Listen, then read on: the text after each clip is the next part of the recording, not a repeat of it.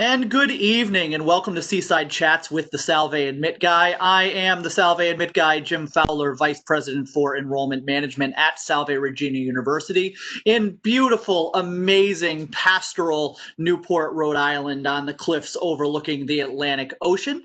Very happy that you are watching this recorded session with one of my favorite people on campus, Professor Lindsay Guarino, who is chair of the music, theater, and dance department within the university, a accomplished dancer and choreographer herself, and always one of my favorite topics to be talking about the arts. And so, Lindsay, how are you this evening? Good to see you. Good, thank you. And I feel bad. My background isn't nearly as exciting as yours. So I'm just going to sit here and soak up those rolling ocean waves in the background.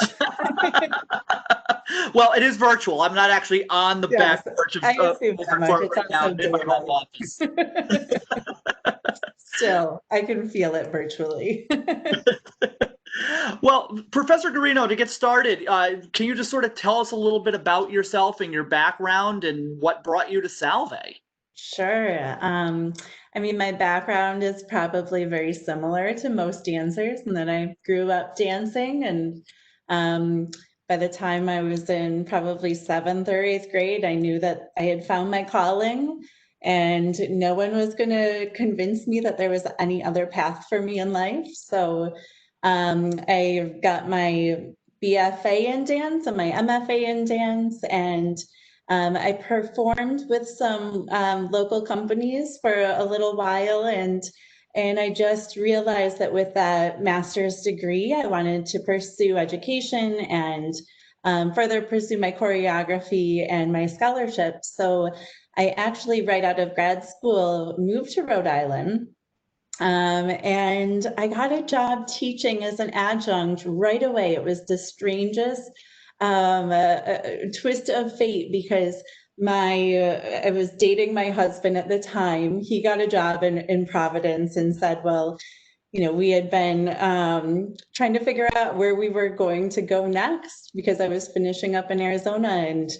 And as I just was graduating and sending some emails out, trying to figure out what the dance scene was in Rhode Island, someone left at Providence College and at Salve Regina who was teaching dance there within a week of me sending the email. So it was like fate knew I was coming and planted me at Salve. And that was in 2006. So it's been my home ever since. And I went from being an adjunct faculty member to now a full-time faculty member, and now I'm chair of music, theater, and dance. So it's been a really beautiful journey to get to this point, and I truly belong, or I truly feel that I belong here and can't imagine being anywhere else. And I think some people probably watching this who have sort of this traditional understanding of academic leveling and hierarchy may not understand that in the arts world, the MFA really is the terminal degree.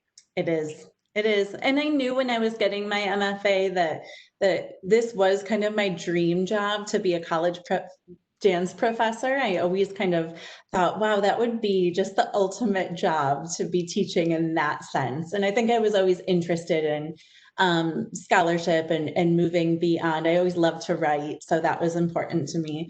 So yeah, getting the MFA definitely helped put me in this position, and I think that it was definitely the right pathway for me too. I have, the sad thing, this as a performer yourself, former, performer and theater, or you got your degree in theater, right? Undergraduate Yes. degree.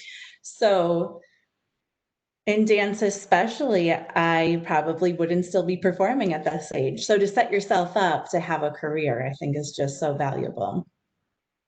Well, I just noticed in the attendee box that someone has joined us. Taylor, welcome to the conversation. If you have any questions along the way, please feel free to use the Q&A or chat boxes. We'll be happy to answer any questions about performing arts at Salve for you.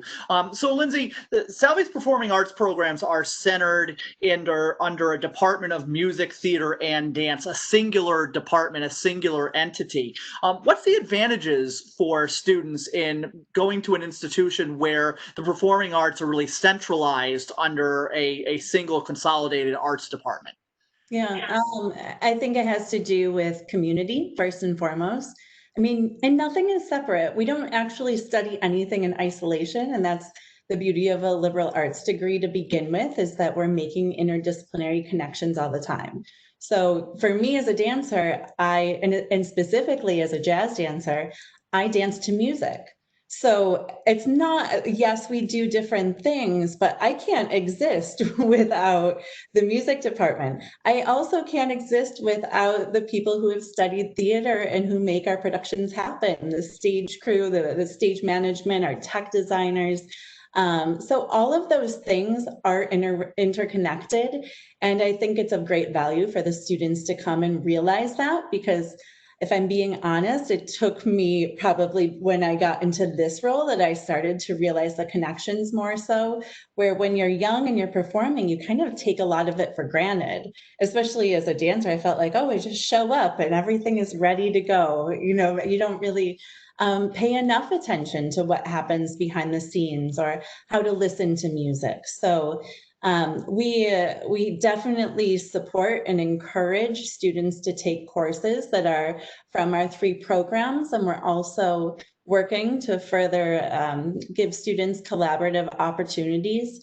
For the past 2 years in a row, we've done a fall concert called Expressions for Empowerment, and it's been a music, theater, dance collaboration, and it was just really, really beautiful to see the students come together. They're all, the platform for the show is empowerment, social justice. So they had a shared theme, and that immediately built community because they were really there to empower each other. And then within that, they can see the value in each other's work. So I believe really strongly that we are only finding our strength in numbers, and why not build off of each other rather than, stay in our silos. Yeah, I absolutely agree. I think, you made the mistake of setting me up as for my background in theater as well. But I also have a background in music, and my theater background is both acting and technical production. And, and any theater person knows, particularly musical theater people, you got to have dance involved in that too.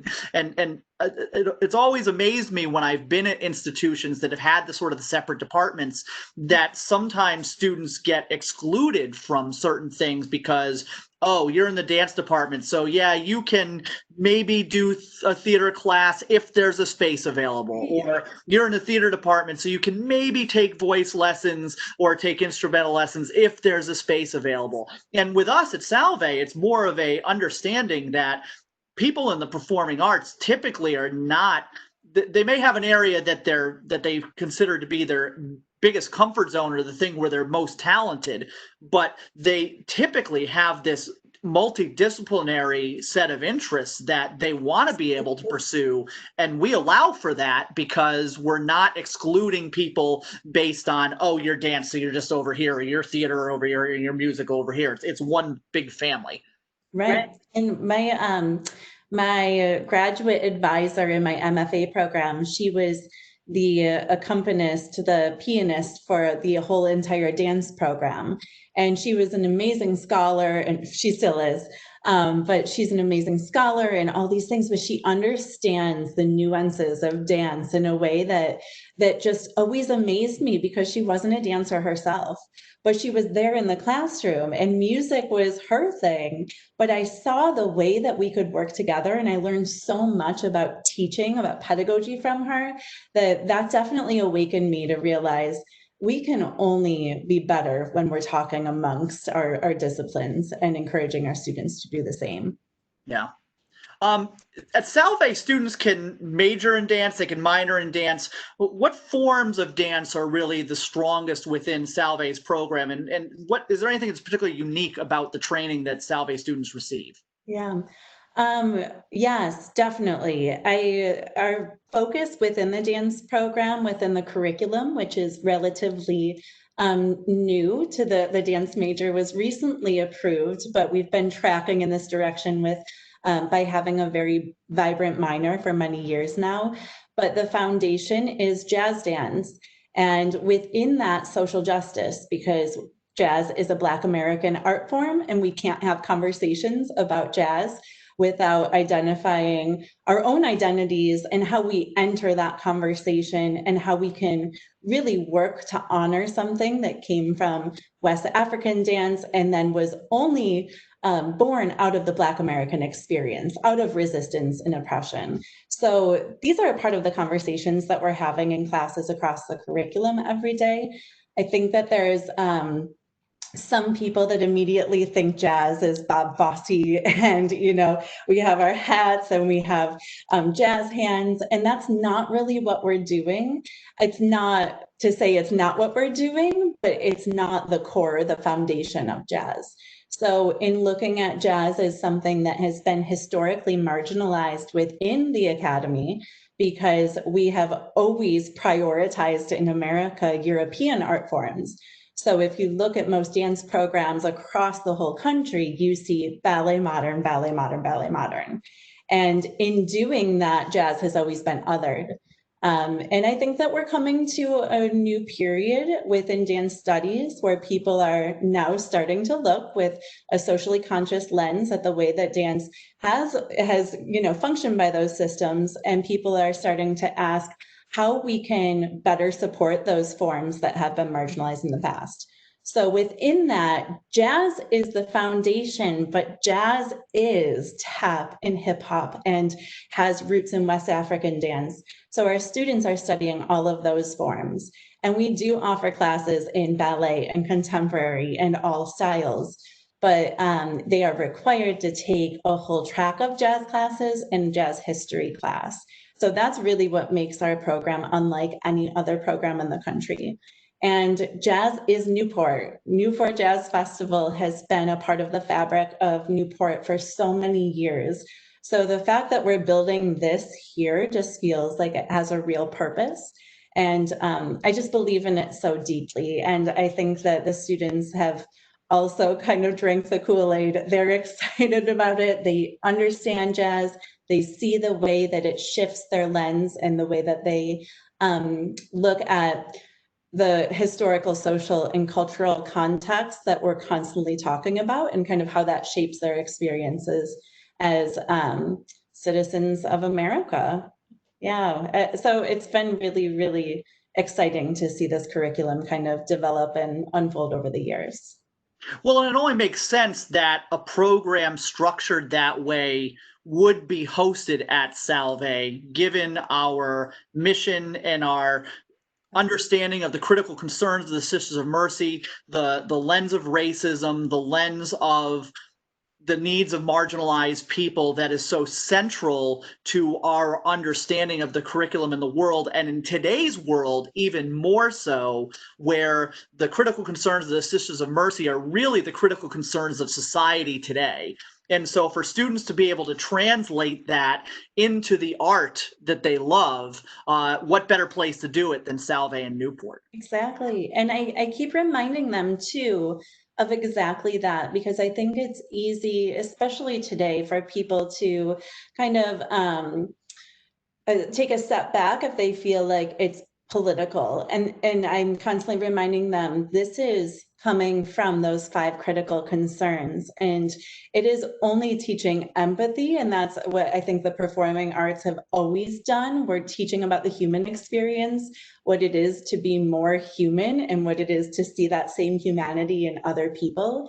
And I love that jazz reveals that within, developing community in the classroom and having conversations about that. But I think that that's also just part of who we are at Salve. So it is such an organic pairing, even though jazz was kind of who I was as a dancer and who I am as a choreographer, I also felt this strange, again, sense of fate of Newport and all places, and here at Salve with these critical concerns. It all works together.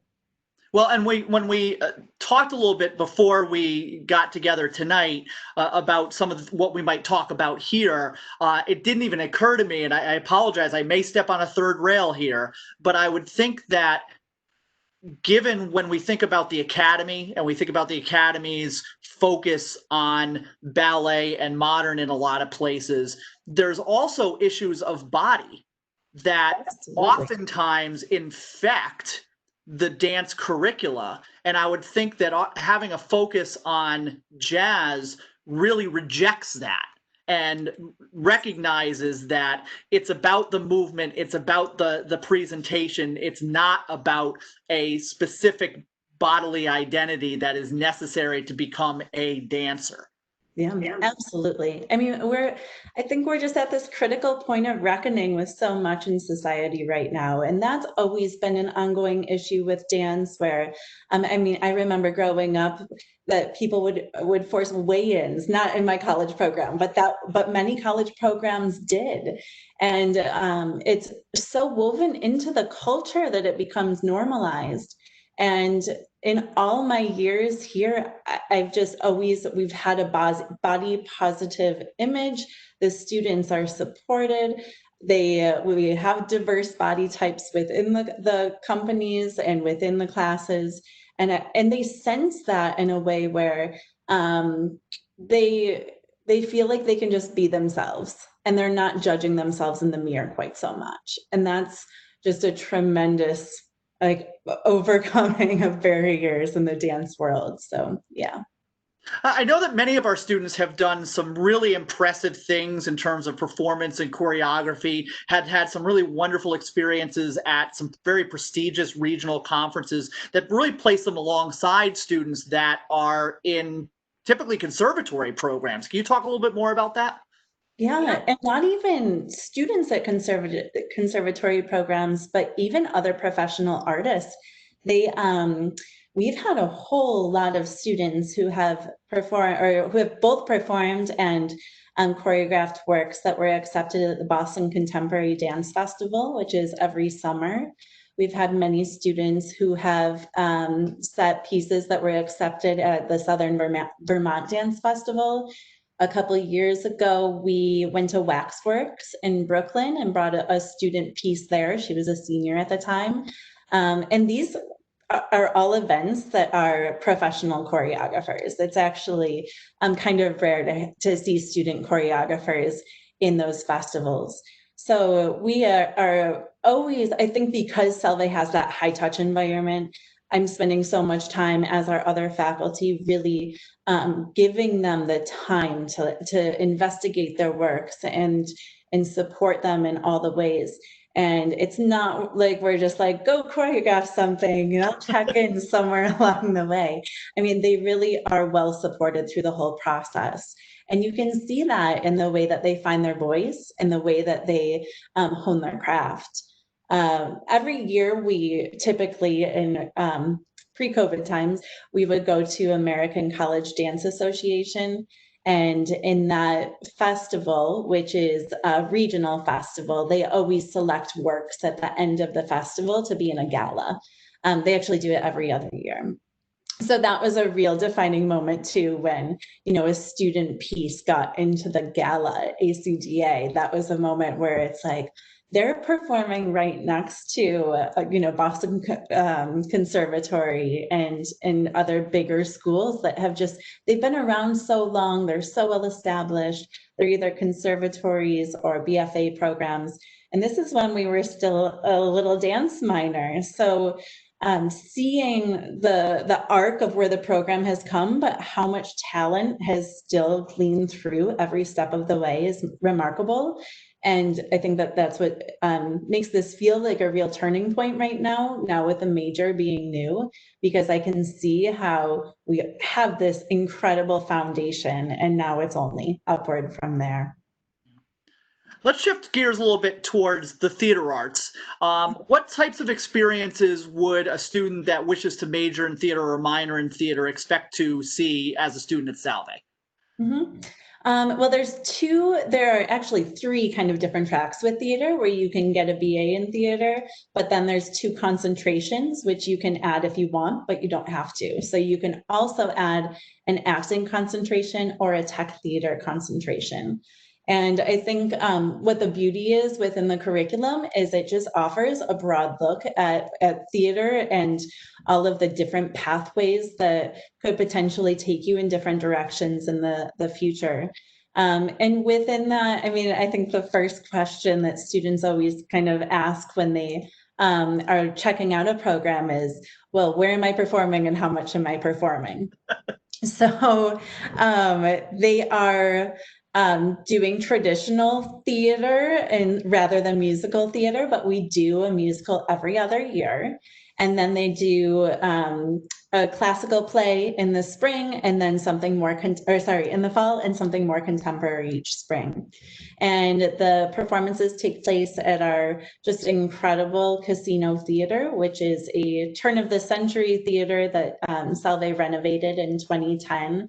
And if you ask the students, they will say that that's their home and it's their, their ultimate joy is being on that stage and spending time in that theater. So that's a real defining part of the theater experience because the students are there almost every night. And they're having rehearsals there at the Casino Theater. Their performances are there. And they just feel like that's kind of where they're learning the most. And I mean, they're there too for makeup classes, stage management, set design, all of the things. So that's really built into the fabric of their curriculum here. Well, and I think, that referencing of the diversity of the curriculum and the exposure to all aspects of the theater arts really leads into my next question, which is, I know when I was looking at theater programs and I was looking at arts programs as in preparation for my undergraduate, the big question that always came up is, do you go for a BA or do you go for a BFA? And the expectation was, oh, well, the BFA, that's the Bachelor of Fine Arts, that's the better path if you want to have a career in theater. But I found that not necessarily to be the case, that having the bachelor's degree actually provided a greater level of flexibility because it did incorporate all of the backstage experiences. It incorporated theater history. It incorporated literary analysis. And then you combine it with a really strong core curriculum, and you're getting the writing, you're getting the analytical skills, you're getting the exposure to philosophy and history and science that really informs what happens as an artist. That, as an artist, you're not operating within a vacuum. You have to be bringing in aspects of humanity and making that real for your audience. And I'm wondering, what your perspective is on that topic of sort of BA versus BFA. Ditto. I think that my perspective has changed so drastically because I was a BFA student in undergrad and I was very much, tunnel vision towards having this long career as a performer. And I learned the hard way through an injury that wasn't going to be my, this long, amazing career as a performer. And even now, we're in COVID, and a lot of things have been upended on the, performance stages. But that doesn't mean that theater and dance and art cease to exist. And I think that that's the greatest lesson is how do we make the connections, those interdisciplinary connections? How do we see that art is everywhere? I mean, I thought that those were some of the most remarkable things that came out of that early quarantine period back in March and April is people started to look to art to fill those gaps and what they were missing now that they were in confinement. And maybe for some people that's Netflix. But when you look at Netflix, everyone on Netflix, they are actors or they're making documentaries or, I mean, all of this is still connected to this thing that we do. And then, even in my house, we were tuning into live concerts. There were dance performances available that just would never be released during a regular time. So nothing stopped because dancers and actors and musicians and artists in general, I think, are just the most adaptable and resilient people. And art is part of everything that we experience in culture. We just don't always see it. So I think that in addition to my perspective changing on this like BA, BFA thing, it's also that changing perspective that if you pursue a career in that, or if you pursue a degree in this, then, well, what happens if you don't get a job as a performer? I think that there's so much pressure in this expectation that you're going to school for this very, for a dream, for something that could be a short period of your life. And these are lifelong careers. There is no limit to where you can find your pathway as an artist. And I just feel so strongly that in what you were saying before, the more that we understand about history and writing and marketing and psychology and all the things, the more that we are able to kind of figure out what our lane is in the arts, because they're all there. It's just a matter of, who you are as an individual. And I think Salve really helps individuals kind of figure out what that is and where they belong and what path they're heading on.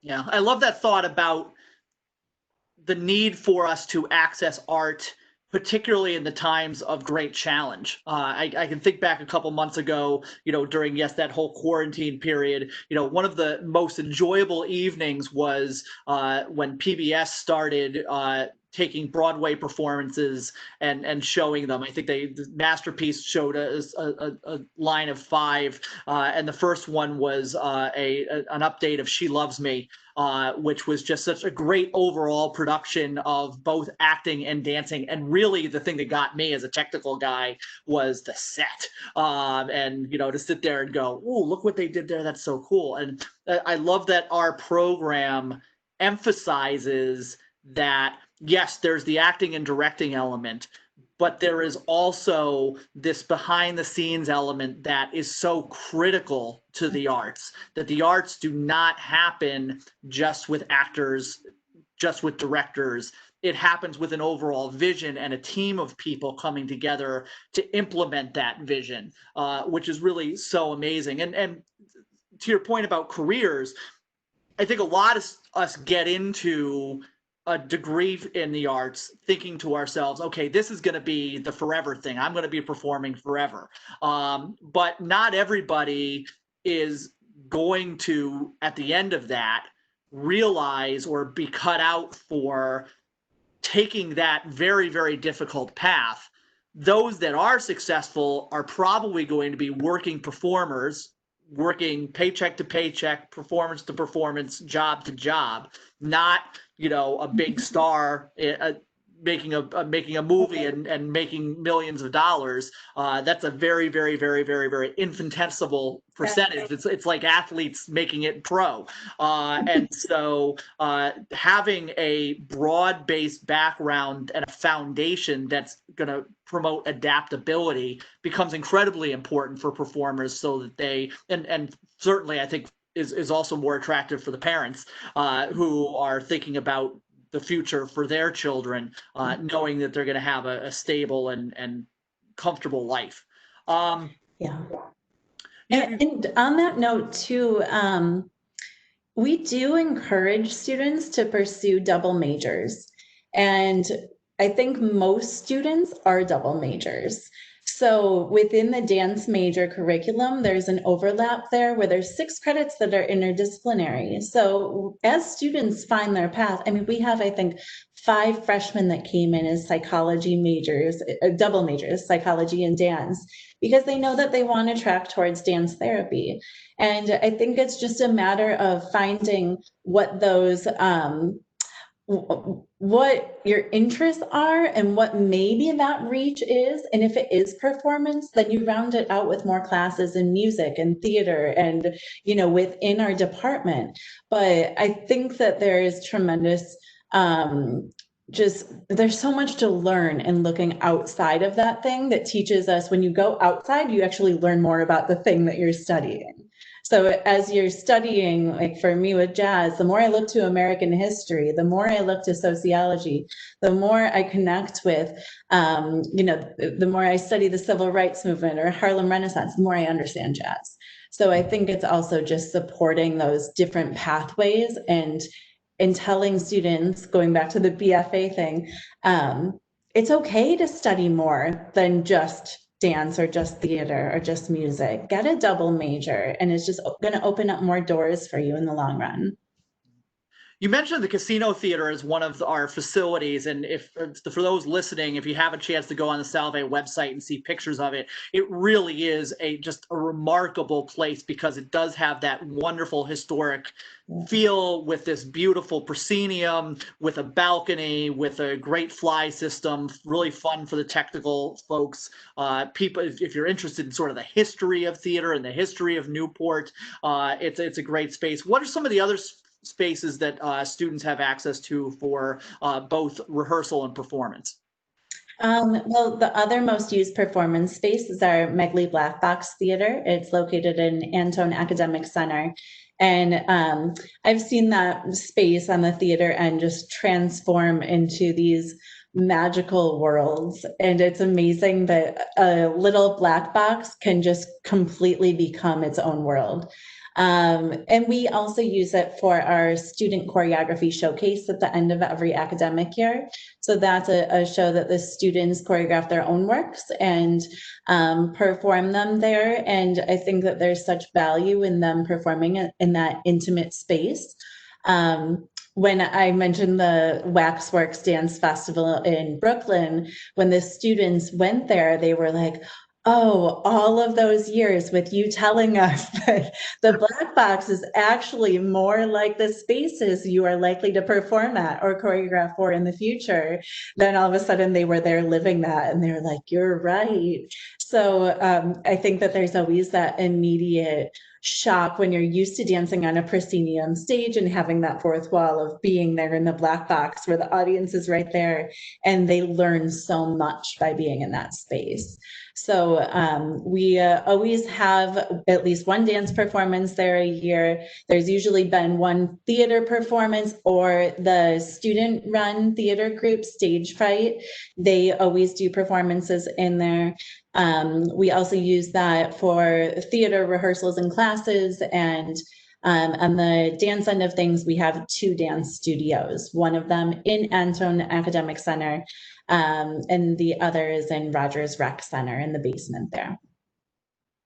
I think that's a great point about the performance experience within Megley and how that relates to that real world performance space. I can remember, when I was in school, the professors often talking about the fact that, some of our favorite spaces to use were the studio spaces, because when you graduate from college, if you do make a career in the arts, you're not going to go and be on the big Broadway stage at the Will Rogers Theater. You're going to be off Broadway or off Broadway, sometimes in this space that is flexible would be the nice word for it. Yes.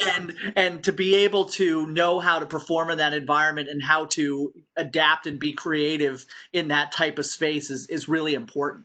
It is. It's so important. And we love our spaces. I know that we're on this beautiful campus, this historic campus, the theater's historic. It makes everything a little bit smaller than, programs that are newer, but it doesn't change the experience. And I've always said that it's especially fascinating when you're in the casino theater because the stage feels a little bit small at times, but when you're watching, it doesn't appear small at all. So it's this strange phenomenon that's happening there. And we've just made really beautiful things happen and the students love it. And I think that there's such value in using both spaces. Yeah. We've talked a little bit about Newport and the impact that it has on our programs for the arts. Can you talk a little bit more about sort of the importance of Newport as sort of an educational tool for students at Salve? Yeah, well, I think that that also depends on what their interests are and what pathways they go on. I'm going to bring up an alum for a quick second because I think her story is so remarkable. Where Becca Bertrand, she graduated in 2008, I believe. She was studying cultural and historic preservation and theater, and just had such a passion for Newport and its history. And now she's the executive director for Newport Film. So she was able to kind of really deepen her experience in Newport, those contacts that she was making, and that just propelled her forward into a place where she already had all of these connections. I think it really depends on the pathway, though. I've just seen such different pathways for all the students. I mean, our students that go into education, they get in the classroom.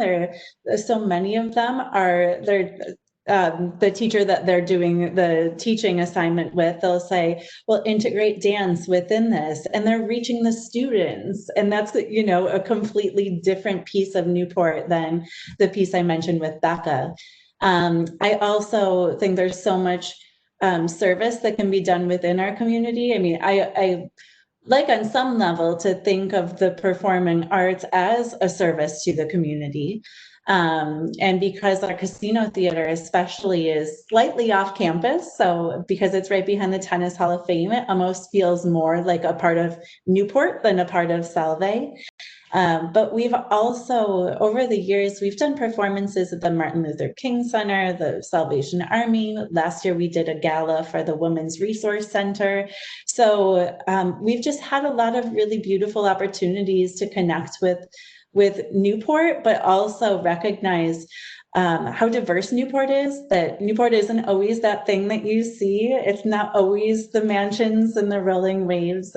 There's a lot of people in Newport that have stories to tell. And our job as artists is always to tell those stories or use art to heal. And I think that people have their own different ways of doing that. Up until COVID too, the theater program was always doing performances at the senior living centers, and they would go in at Christmas time and sing Christmas carols. And even that, I mean, they would come out just feeling so like they had made a difference that day. So I think that also ties back to our Mercy mission at Salve and what Newport is, and also what our programs are in music, theater, and dance.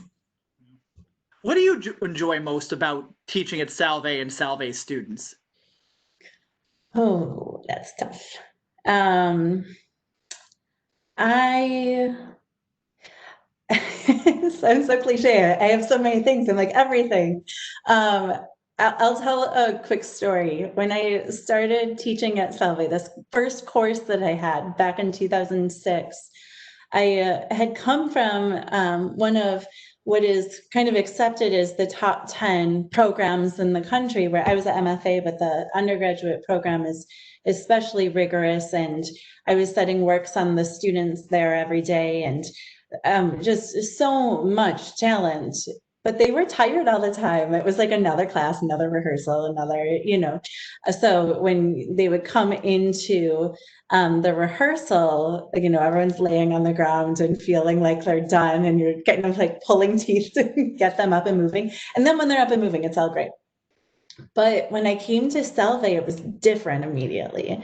And the students would come in just so hungry to be a part of this community and to use their voices, both through art, but also to help people in the Newport community.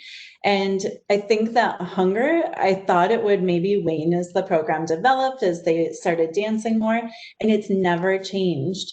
I feel like now I'm looking at the dancers, and Many of them are in rehearsals all day, every day. They're taking the classes during the day. Some of them are nursing majors, and they're going to their clinicals, and they have this really challenging academic schedule, and then they're dancing all night, and they still come into the room so hungry for it. And I've realized over the years, oh, that wasn't a dancer thing, that's a Salve thing. There's something different in Salve students. And our guest artists always see that in them too, that they're just down for it. Anything that someone brings into this space, they're willing to try it and do it at 100%. Yeah, you brought up the idea of guest artists, and that was one other thing I wanted to make sure that I asked you about, because I know that we do a very good job of bringing in some guest artists. I know the theater program has brought people like Joe Pantaleono. And can you talk a little bit more about some of the guest artists that come in and what exposure that provides for students? Yeah, guest artists we're always looking at, what can give our students those real world connections, deepen whatever it is in the curriculum that really makes them understand the depth of their education here. So on my end with jazz, I'm looking into the jazz circles and seeing who are the best guest artists that I could possibly bring in to teach them. And in theater, I think it's different based on their courses that they're taking on any given semester, or a show that they're working on. But for example, right now on the dance end of things, there's actually a rehearsal going on at this very moment that I typically have been rehearsal assistant for, because we're in this virtual space and we're not bringing as many people to campus. But we have Pat Taylor, who's a Los Angeles-based jazz artist. She's had a company for 30-something years called Jazz Antiqua, and I saw her perform when it was probably in 99 or 2000. And I remember at that time being like, wow, this company is incredible. And so now for things kind of come full circle, and my students are working with her, and for her to have this incredible reputation as just a master choreographer and one of the few people that have dedicated decades to jazz choreography. So I'm always looking at those people. We've had just tremendous guest artists over the years. Pat is only one example. And last year alone, or today alone, in addition to Pat, we had a master class in jazz class today with Joanne Baker, who is from Decidedly Jazz Dance Works up in Calgary. So we're always connecting them with real world experiences. And I think that that's an important piece of our program that makes us different also. I think that sometimes in big programs, there is so many faculty that there's not a lot of room to bring in guest artists, because the faculty is responsible for doing all the work. And our programs are just set up a little bit differently. So we have less faculty, but more guest artists, and the students are learning so much through those guest artists. And it keeps our shows really exciting too, because there's new choreographers coming in all the time. And we keep our alumni very connected too. So we have a lot of our alumni contingency setting dance choreography, and an alum directed the musical last spring. So that's always a part of the connections for the students. Well, I know we have a couple of folks that are attending. Danielle, I know you just popped in, and she had a question about our emphasis, our forum emphasis, and we had talked earlier about jazz really being the emphasis in terms of dance form. So I do encourage you to go back and view the recording so you can learn a little bit more about that. We don't want to rehash what we've already kind of gone over, but as I provide sort of one more opportunity for our guests to ask any questions they have, I'm just going to, ask Lindsay one more question of you from me, which is if you wouldn't mind just sort of sharing maybe some other stories or anecdotes that you have of alumni. I know we've got some alums out there that are doing just some remarkable things as professionals in the dance and theater world. Yeah. I think that there's so much to say about the alumni because there's so many different paths that they followed. And if I'm honest, some of the stories that I find the most rewarding to hear are the people who were either double majors or, like I said, the dance major is relatively new. So students who minored in dance and didn't necessarily go on to perform, but the skills that they gained as performers and as studying dance or theater in our programs are the things that not only got them hired, but made them successful at their careers. So a couple examples would be, I had a student who is a nurse at the Children's Hospital up in Boston right now. And she has said, especially during being a nurse during COVID, that she's always so grateful for all the things that she learned through dance. And same thing with so many of our students that went on to be teachers, elementary school teachers especially. I mean, they are the first to say, well, dance is the thing that set them apart on their resumes. So I think that those stories are just as valuable as the big stories. And, you know, we have so many amazing alumni that have come through. If you go on our students that have come through, if you go on our website, Salve website, we have a great story about alum Casey Sheehan, who he actually was just here earlier this week, or last week, teaching some master classes. But up until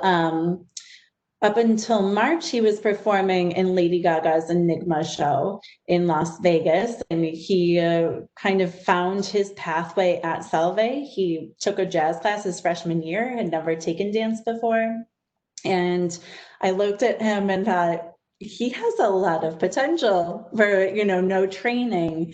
And it was another one of those moments where he just, like, he found his calling and he soaked up everything he could out of the program.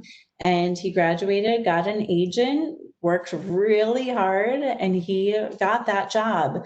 And those jobs are not, I mean, like you were saying, even with getting on Broadway or being in the big movies, you know, that's not necessarily a realistic expectation, but it's a tremendous story to tell because you can see how when you're fully invested and you have a dream, then you, by following it, a lot can come of it.